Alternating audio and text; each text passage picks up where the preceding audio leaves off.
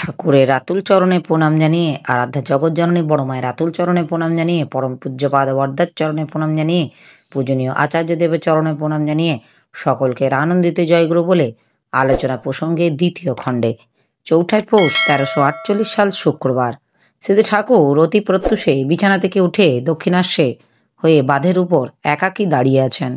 অন্যদিকে শ্রী ঠাকুরের কাছে আসতেই তিনি নিজেই থেকেই হেসে কথা কন, কিংবা তার সঙ্গে কথাবার্তা বলতে যেন তেমন ভয় সংকোচ হয় না।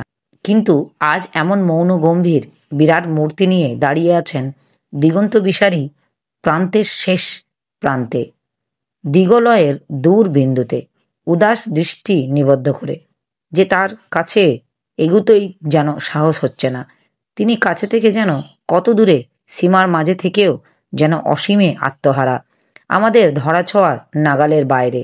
তিনি এমনতর ভাবে আপন মনে আপনি বিচরণ করেন, যখন তখন সেই বিরাট পুরুষকে দূর থেকে ভয়মিশ্রিত ভক্তি নিয়ে প্রণাম করা যায়, কিন্তু কাছে এগোনো যায় না। অতি সৌমতি রৌদ্রেই নতাতস্যই নমো নম। সকলে প্রণাম করলেন। প্রণাম করে চুপচাপ দাঁড়িয়ে রইলেন।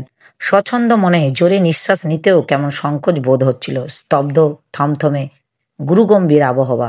এমন সময় বোঝা যায় যে তিনি দয়া করে আমল দেন, তাই সেই দুর্বাহ ব্যক্তিত্বের কাছে এগোনো যায়, নিশ্চিন্তে তার সঙ্গে মেশা যায়। নতুবা কারো সাধ্য আছে তিনি ইচ্ছা না করলেও তার সামনে গিয়ে দাঁড়াতে পারে।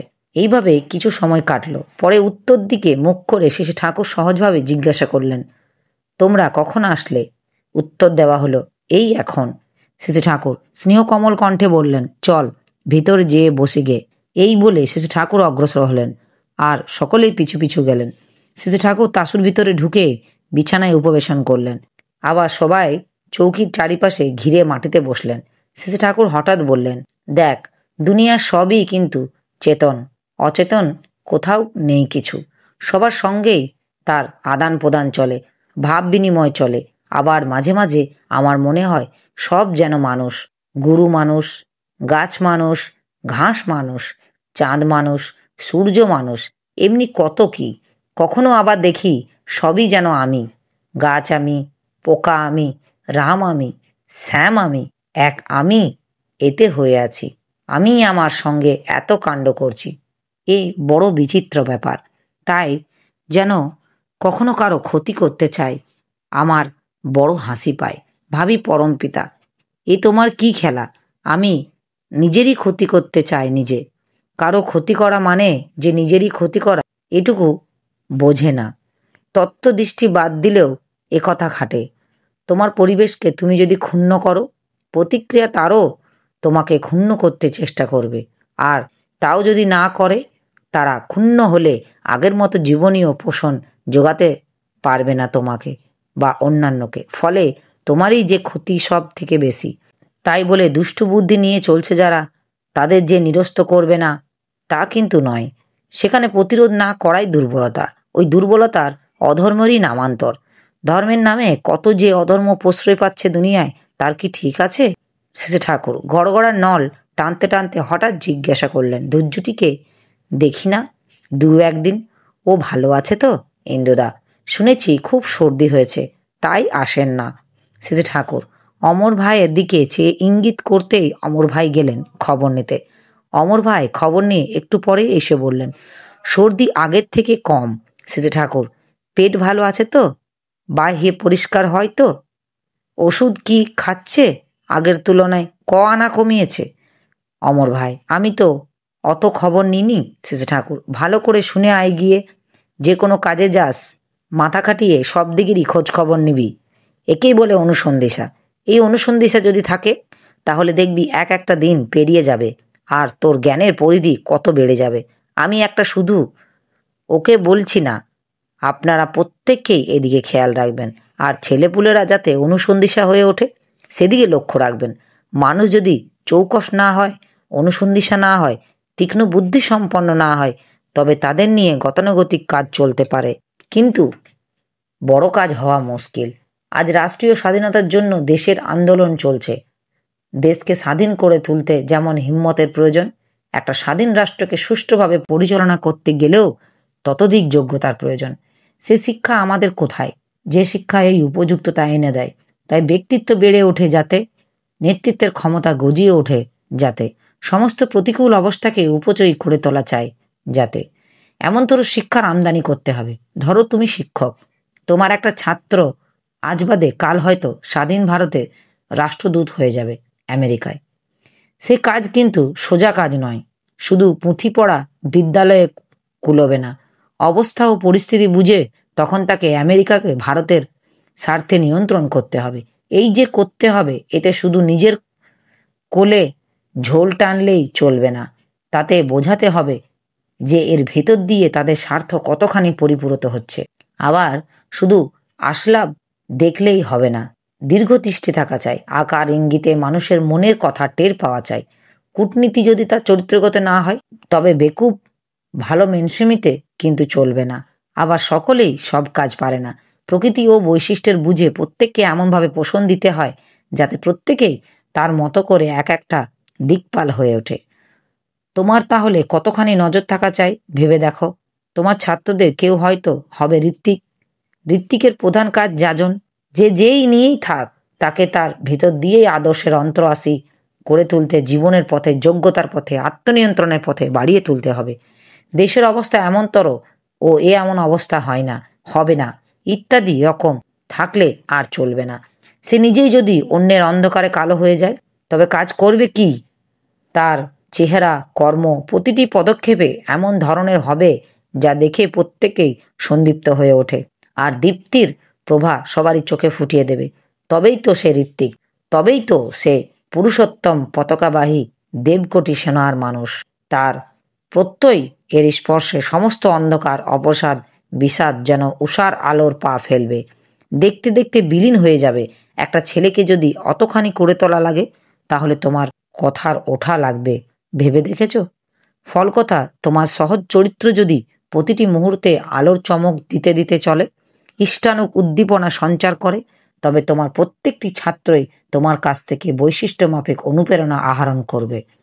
সেই বিষয়ে কোনো সন্দেহ নাই। দেখো না, যুদ্ধক্ষেত্রে একটা অধিনায়কের চেহারা এক এক কথা কেমন উচ্চেতনী প্রেরণা দিয়ে যায়। সবাই যেন জ্বলে ওঠে। কয়লা কি ময়লা ছেড়ে জব আগ করে প্রবেশ? আগুন কালো কয়লাকে, লোহার গোলাকে পর্যন্ত লাল ডগডগে করে ছেড়ে দেয়। মানুষের বেলায় প্রত্যহ ও আকুতি হলো সেই আগ বা আগুন, যার ছোঁয়ায় সবকিছু উজ্জ্বল হয়ে ওঠে। বলতে বলতে শ্রী ঠাকুরের চোখ মুখ আবেগদীপ্ত হয়ে উঠল। বলার পর তিনি তামাক খেলেন। তামাক খেতে খেতে মৃদু মৃদুর দিকে চাইয়ে হাসতে লাগলেন। এর মধ্যে কেষ্টদা, অবিনাশদা প্রমুখ আসলেন। নিবারণদা কথা প্রসঙ্গে খুব করুণভাবে তার অভাব অভিযোগের কথা শ্রী ঠাকুর দীর্ঘ সময় ধরে বলছিলেন। শ্রী ঠাকুর কিছুক্ষণ ধরে নীরব ও কথা শুনবার পরও কথার বিশেষ আমল না দিয়ে স্নেহমধুর দীপ্তিকণ্ঠে ঝাঁকিয়ে দিয়ে বলে উঠলেন, ধ্বজভঙ্গের মতো কথা কোষনে তো। তুই একটা বামুনের ছেলে, তারপর আবার ঋত্বিক, সৎসঙ্গের বাজারে পাছা ঘষ্টাচ্ছ কম বছর না? জানো, বোঝো নিতান্তই কম না। তোমার একটা খ্যাতি খাতির আছে, একখানে দাঁড় করিয়ে দিলে মুখ দিয়ে খই ফোটে। মানুষ মনে করে মা সরস্বতী যেন কণ্ঠে বসেছেন। চেহারাটাও আছে খুব সুরাত, কোনো দিকে দিয়েই কম যায় না। কেবল নিজের পরিবার চালাবার বেলায় হিমশিম খেয়ে যাও। তার মানে চরিত্রের অভাব। কথায় তাই কথায় মিল নেই, ওইটুকু শুধরে ফেলা বাছা। নিজেকে ফাঁকি আর কতকাল দেবে? নিবারণদা যুগপৎ লজ্জিত এবং উল্লসিত হয়ে উঠলেন। শ্রী ঠাকুর, তাই এ পর্যন্ত দীক্ষা দিয়েছিস কত? নিবারণদা, 1000-এর উপর। শ্রী ঠাকুর হাসতে হাসতে, শোন কথা, 1000-এর উপর যারা যজমান, সে নাকি খেতে পায় না? আরে বাপু, ওদের পেছনে তুই যদি একটু খাটিস, ওদের মধ্যে 25% জনও যদি ইষ্টভীতি করে, নিজেরাও দাঁড়িয়ে যায়, অর্থাৎ যোগ্যতার অধিকারী হয়, দক্ষ নিপুণ্য হয়ে ওঠে, তাহলে তো তোর আর ভাবনা থাকে না। আর দেখ, নিতান্ত প্রয়োজন হলেও বরং সহজভাবে তোর প্রয়োজনের কথা বলে ভিক্ষা করবি, কিন্তু ধার কর্য করে দ্বন্দ্বীবৃত্তি করতে যাবি না। অবশ্য নিজের জন্য মানুষের কাছে যত কম চেয়ে পারিস সেই ভালো। যজমানদের অভাব অভিযোগ, তারা তোর কাছে কিছুই না চাইতেও 5 জনের কাছ থেকে সংগ্রহ করে যতটুকু পারিস সাহায্য করবি। আর যেভাবে প্রত্যেকে দাঁড়াতে পারে তার উপায় করে দিবি। এতে দেখবি স্বেচ্ছায় শত প্রণোদিত হয়ে তোকে দেবার প্রবৃত্তি আসবে তাদের। এই প্রীতি অবদান বামুনের বড় আদরের জিনিস। এমনতর ভাবে একটা পয়সাও যদি তুমি পাও, সেই একটা পয়সাও মাল তোমাকে যে পুষ্টি দেবে, ছ্যাঁচড়ামি করে পাওয়া 1000 টাকাও জিনিসও তুমি তা পাবে না। তাই ঋত্বিকের কাজ ভালোভাবে করতে গেলে আরো সহজ প্রতি ঋত্বিক এবং আদুর্য ও যাজুক করে ফেলে। ঢাল নেই, তরোয়াল নেই, নিধিরাম সর্দার, তা কি হয়? সহকারীদের আবার যথাযথ প্রস্তুত করা চাই। এখানে নিয়ে আসবি, আমি যতটা পারি কথাবার্তা কব, আর কেষ্টদার কাছে নিয়ে যাবি। আবার যজমানের একটা তালিকা রাখবি। দূরে যখন থাকিস তখন তাদের কাছে চিঠিপত্র দিবি। একজনের হয়তো মেয়েটা বড় হয়েছে, তার গোত্র, বংশ, বয়স ইত্যাদি তোর কাছে লেখা আছে। ঘুরতে ঘুরতে কোথাও গিয়ে হয়তো দেখলি তার উপযোগী একটা পাত্র আছে, তখন হয়তো যোগাযোগ করে দিলি।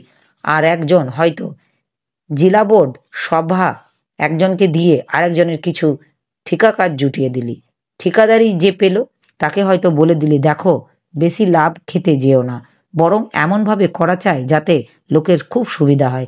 আর একবার ঠিকাদারি করতে গিয়ে তোমাকে না ডেকে যেন পারে না।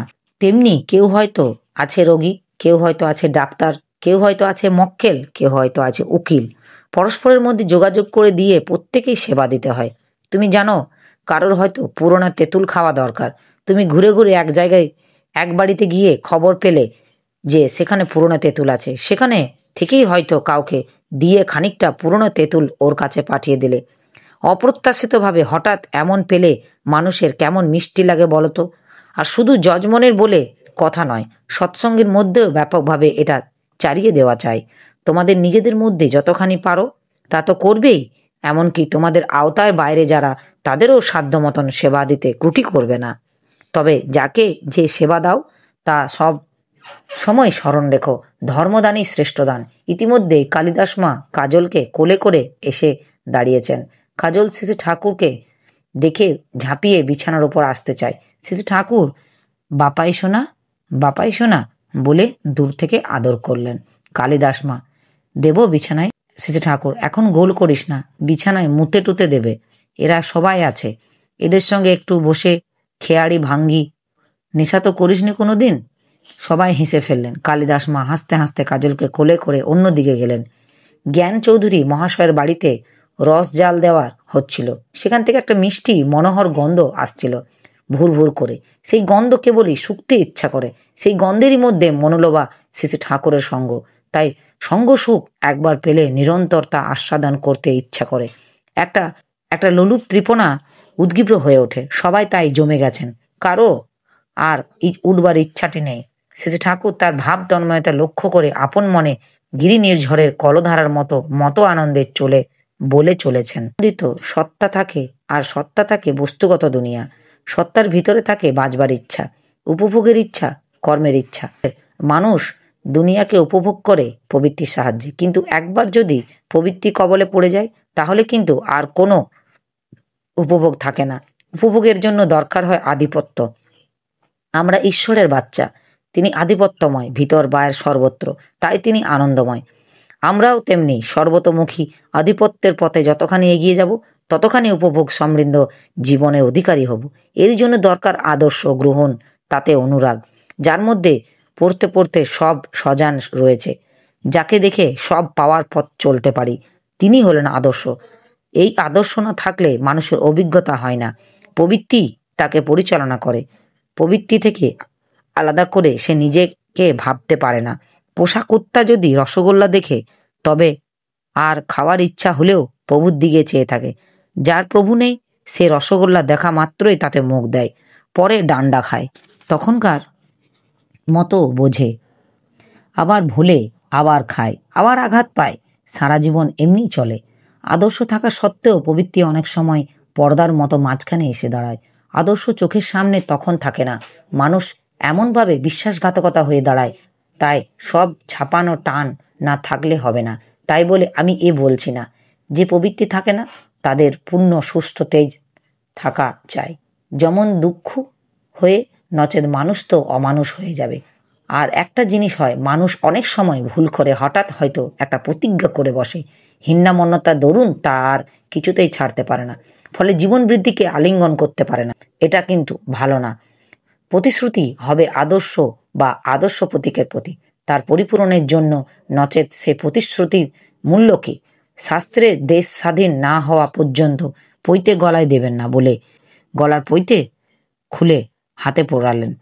আমার শুনে মনে হলো, যার সাহায্যে তুই চলবি, কাজ করবি, সেই কৃষ্টি চিহ্নই যদি তুই স্থানচ্যুত করলি, জীবনের ভক্তি যদি তুই টলিয়ে দিলি, তবে তুই দাঁড়াবি কিসের উপর? এমন তোর দেখলে তাকে দিয়ে কাজ যে কতখানি হবে তা আমাদের বুঝতে বাকি থাকে না।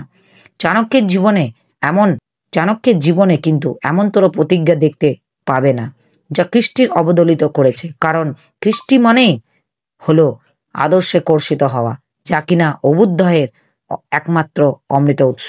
উপস্থিত দাদা, ভাই, বোন, মায়েদের আমার আনন্দিত জয়গুরু।